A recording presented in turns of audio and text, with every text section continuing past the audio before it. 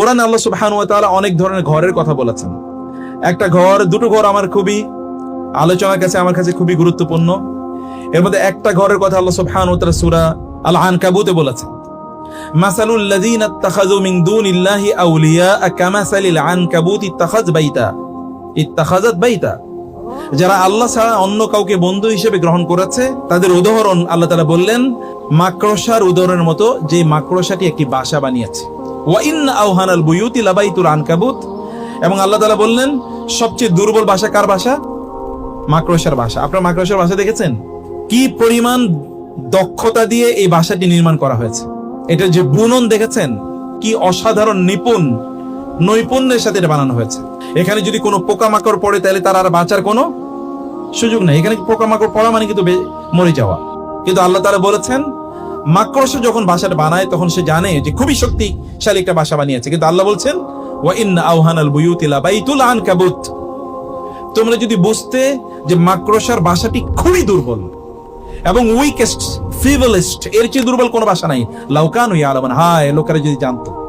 আল্লাহ সুবহানাহু ওয়া তাআলা আরেকটা ঘরের কথা বলেছেন যে আমি মৌমাছিকে বলেছি বাসা বানাও। কোথায়? পাহাড়ে, গাছের ঢালে এবং বাড়িগুলোতে, বাড়ির কার্নিশে, বিভিন্ন জায়গায় তোমরা বাসা বানাও।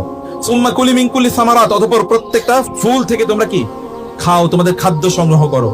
এবং ফাসলুকি সুবুলা রব্বিকি যুরুলা, এবং তোমার রব তোমাকে যে পথ দেখিয়েছেন বিনম্র চিত্তে সেই পথটি গ্রহণ করে তোমার বাসায় ফিরে যাও। এবং আল্লাহ তাআলা বললেন আমি তার মধ্যে, এই যে মৌমাছি যে বাসা বানিয়েছে, এই বাসায় গিয়ে সে এক ধরনের খাদ্য প্রিজার্ভ করে। সে খাদ্যের মধ্যে আমি কি রেখেছি? ফিহি শিফাউল লিন্নাস, মানুষের জন্য ওখানে কি আছে? শিফা আছে, কল্যাণ আছে। এই দুটো বাসার মধ্যে পার্থক্যটা কি? আপনি তো মাকড়সার বাসা দেখেন, মাকড়সাকে বলা হয় গ্লাডিয়েটরস, মানে সর্বভুক্ষ, এটা সব খেয়ে ফেলায়। মানে মাকড়সা বাসাটাই বানায়, এটা আসলে একটা কি ট্র্যাপ। এখানে কি এটা একটা ফাঁদ, বিভিন্ন ধরনের পোকামাকড় এসে এই বাসায় পড়বে আর মাকড়সা এই প্রাণীগুলো খাবে। এবং ও কিন্তু এক ধরনের প্যারালাইজড, ও কিন্তু নড়াচড়া করে না, এখানেই বসে থাকে। একটা বাসা বানাইছে ফাঁদ, এখানে এসে ফড়িং পোকামাকড় পড়ে আর ওই বসে বসে খায়। যখন সে কোনো খাদ্য না পায় তখন সে তার ডিম খায়। এমনকি ডিম যদি না পায় তাহলে সে তার সন্তানদেরকে খেয়ে ফেলে। যদি সন্তানও না পায় তাহলে মাকড়সা তার স্বামীরে খেয়ে ফেলায়। এর বিপরীতে আরেকটা বাসা আছে, যে বাসার প্রাণীগুলো দূর থেকে ফুল থেকে ফল, সেখান থেকে রস সংগ্রহ করে নিয়ে আসে তার পেটে করে এবং ওইখানে রাখে। ওটাকে এমন ভাবে চারিদিকে প্রিজার্ভ করেছে কোনো পোকামাকড় ওখানে বসতে পারবে না, আক্রমণই করতে পারবে না। এবং এর ভিতরে কি রেখে দিয়েছে? এমন একটা জিনিস যেটা বিভিন্ন রঙের, মুখতালিফুন আলওয়ানুহু, তার রং বিভিন্ন ধরনের। এবং এইটা যখন আপনি পান করে কখনো লাল হয়, কখনো সাদা হয়, এরকম টাইপের, কখনো হলুদ বর্ণের হয়। এটার বিভিন্ন কালার হয় এবং এর মধ্যে আমাদের বিভিন্ন ধরনের রোগের ওষুধ আছে।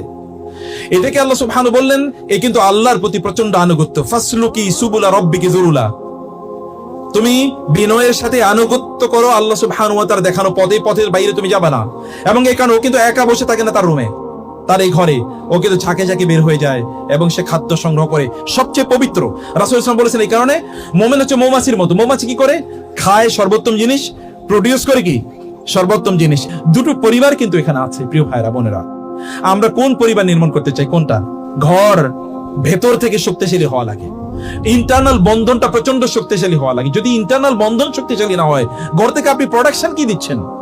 আপনার ঘর থেকে কি প্রডিউস হচ্ছে? আপনি কাকে ঘর থেকে উৎপাদন করছেন? সন্তানকে কিভাবে আমরা প্রতিপালন করব? আপনার ঘর থেকে বের হচ্ছে কারা?